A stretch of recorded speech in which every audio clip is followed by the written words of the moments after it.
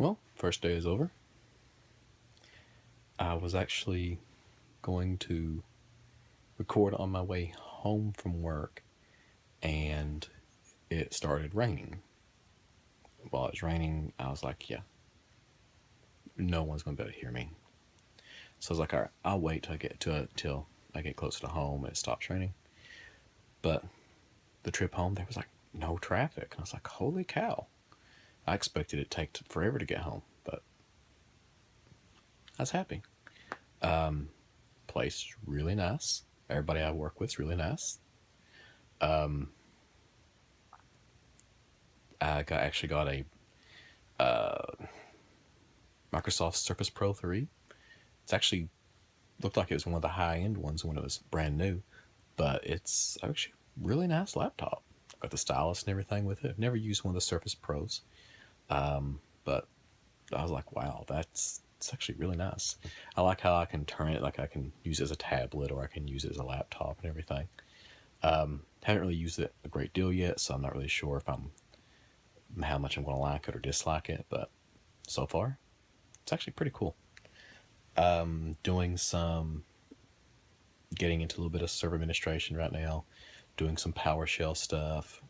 So it's starting at a low. We're starting to the guy that is going to be retiring soon is going to be he's out this week, so I'm going to be kind of getting my feet wet just until he gets back, so he can really show me around and see exactly what's going on. It's actually, I'm really excited because it's actually a lot of things I've not done before that I'll be getting to go start at the bottom level and build everything up. It's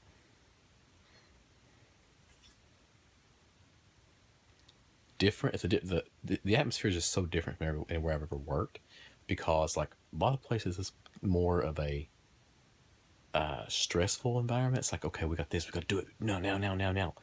And this place, it's not really extremely laid back, but there's not like, oh my god, you got to do this like now. I haven't been to the other place yet to do some of the programming. I actually got to see the database and some of the things that they're doing. Validation is an issue with this data, but with this front end that they have. So I'm not sure how much of a headache that's going to be. Like basically any issues, like if somebody enters wrong, invalid data or something like that. But overall, I think I'm really going to like it, because it's just the environment and everything is just so good. It's what I really like about it. So hopefully it stays that way. At work, one of the best things is this. If you don't know what that is, let me give you more of a hint. Yes, that is a prop to put your foot on to pull the door open in the bathrooms. Basically, after you wash your hands, you don't have to touch the door because they're all pulled to get out.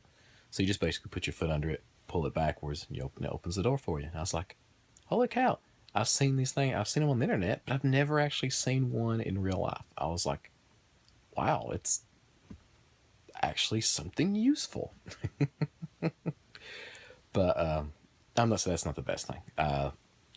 It's kind of cool though that they had something like that in the bathroom, but it is a place full of like engineers and stuff like that, so it seems like they'd have something like that. Facebook is really starting to,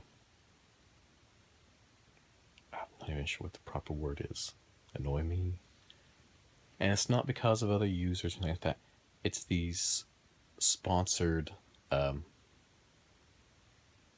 started to say tweets, but that's Twitter.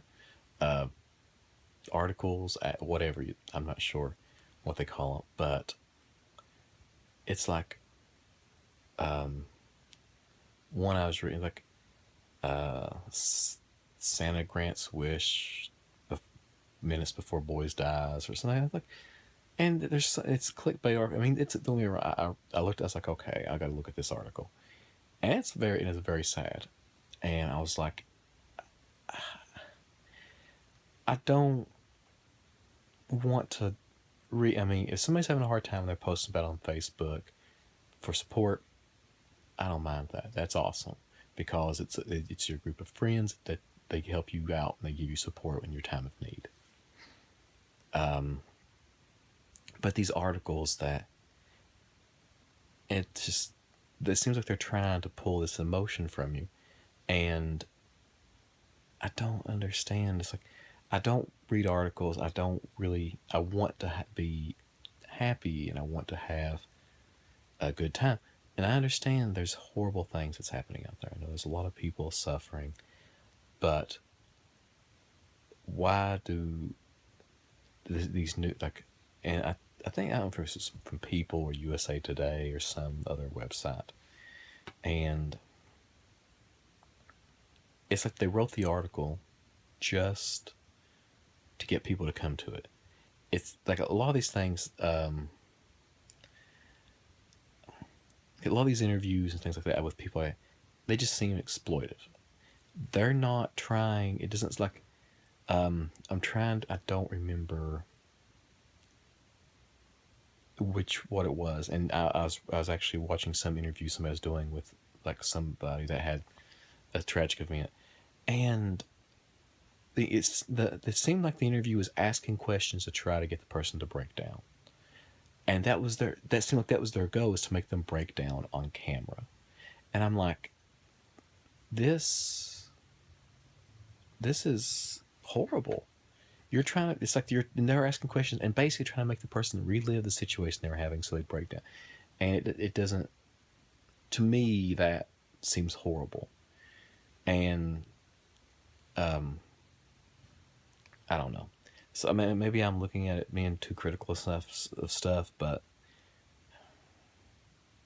I don't know. When I see things like that, I start reading it and I'm like, it starts pulling an emotional reaction from me. I stop and go, wait a minute. Let me reread this from a different perspective. And I reread it and like, okay, was the interviewer trying to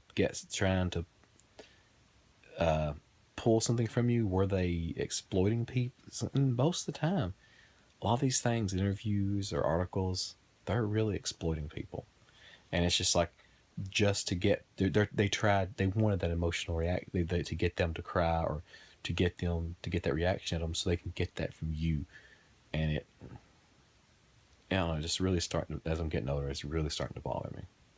Yeah. Today, Adrian seemed, when I got back home, he seemed really, really tired because he hadn't had a nap. But when his grandparents are here, he runs around like a madman. He's constantly playing and everything. So it was really, really hard to keep him awake until 8 o'clock.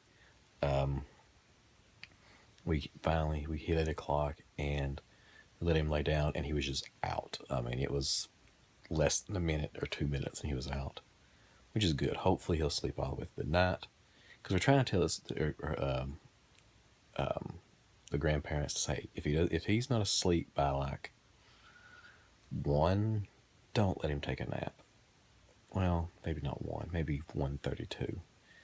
But I really don't want him to, because if he takes a nap and then they let him sleep for a long time, then he's never going to sleep that night, because we really need him to start. We're trying to get him on a schedule, and he's been on a good one, pretty good one for the past few days.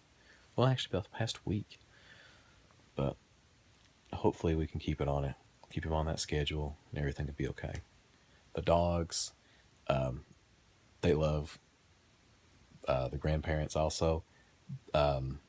But you could tell when I got home, they were like, "Yay, Daddy's home! Where have you been?" Yeah, they like other people, but like my dogs really they gravitate toward me. Like I want to take it back. My Chloe, she's actually gotten more focused with my wife. She lays with her and everything, but Chloe's always with Adrian. I think Chloe's order of favorite is Adrian. my wife and then me now. But my dog Thor, he's always around me. He wants to be around me more than anybody. I think that might change when Adrian gets a little bit older. I think Thor will start to hang around him some, and then probably all three of us together will start playing a lot. But everything seemed to be good. Let's see how the rest of the week goes and see if the grandparents can keep up with Adrian.